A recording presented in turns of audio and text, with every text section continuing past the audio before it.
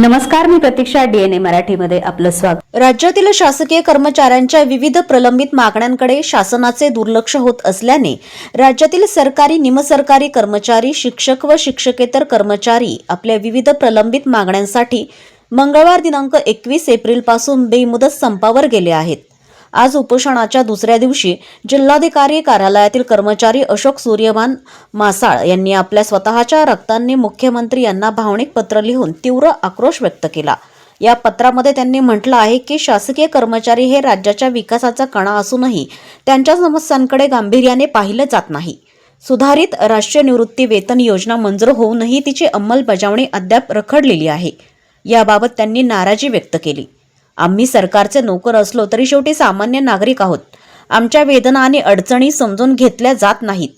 आमच्या भविष्याचा प्रश्न अनुत्तरित ठेवला जात आहे, अशी भावना त्यांनी पत्राद्वारे व्यक्त केली. तसेच जुनी पेन्शन योजना लागू करावी, रिक्त पदे भरावीत आणि इतर प्रलंबित मागण्या तातडीने मार्गी लावाव्यात, अशी मागणीही त्यांनी केली आहे. शासनाने याबाबत लवकरच निर्णय घ्यावा, अन्यथा कर्मचाऱ्यांचा रोष वाढण्याची शक्यता व्यक्त केली जात आहे. कर्मचारी बांधवांच्या आक्रोशाचा आज दुसरा दिवस आहे. शासन आज देखील आमच्या बरोबर चर्चा करायला तयार नाही. आमच्या मागण्यांविषयी शब्द काढायला देखील तयार नाही. हाच आक्रोश, हाच क्रांतिकारी आक्रोश आम्ही अखंड प्रत्येक कार्यालयात चालू ठेवणार आहोत.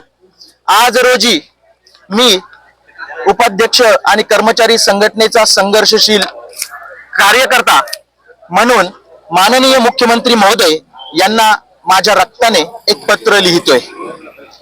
याचा विषय आहे महाराष्ट्राच्या शासकीय कर्मचाऱ्यांच्या वतीने अहिल्यानगर जिल्हाधिकारी कार्यालयातील कर्मचारी अशोक सूर्यमान मासाळ याच्या रक्ताने लिहिलेला आक्रोश आणि प्रलंबित मागण्याचा टाहो मार्फत सरचिटणीस राज्य सरकारी कर्मचारी मध्यवर्ती संघटना महाराष्ट्र राज्य, जे की काटकर साहेब आहेत, सरचिटणीस राज्य सरकारी कर्मचारी मध्यवर्ती संघटना महाराष्ट्र राज्य शाखा अहिल्यानगर, ज्याचे सरचिटणीस निमसेराव साहेब आहेत. मायबाप मुख्यमंत्री महोदय, आज हे पत्र लिहिताना आमची सरकारी लेखणी बंद आहे आणि आमच्या वैयक्तिक लेखणीतील शाई संपली आहे. आम्ही सांगतोय सरकारला, आज हे पत्र लिहिताना आमची सरकारी लेखणी बंद आहे आणि आमच्या वैयक्तिक लेखणीतील शाई संपली आहे.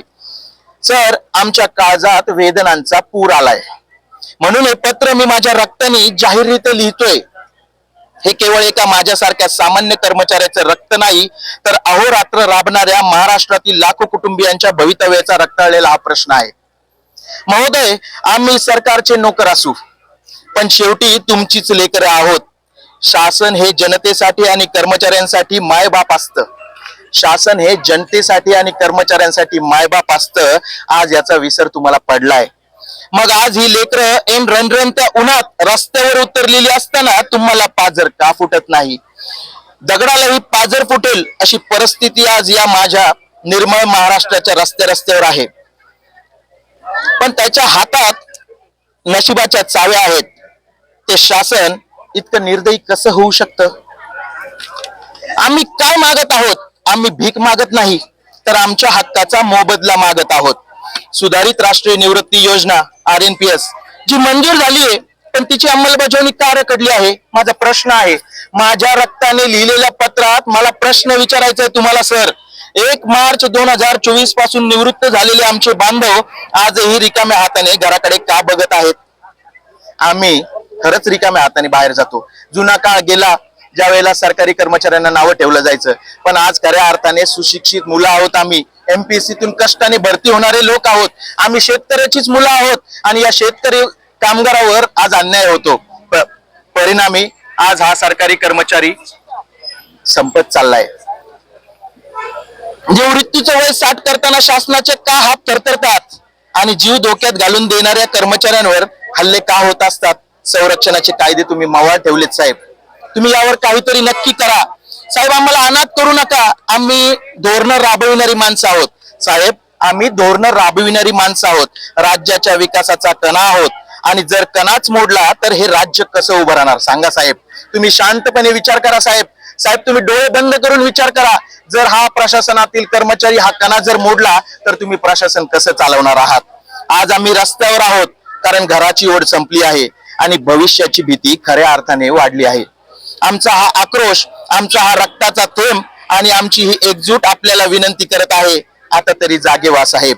आमच्या सहनशीलतेचा अंत पाहू नका.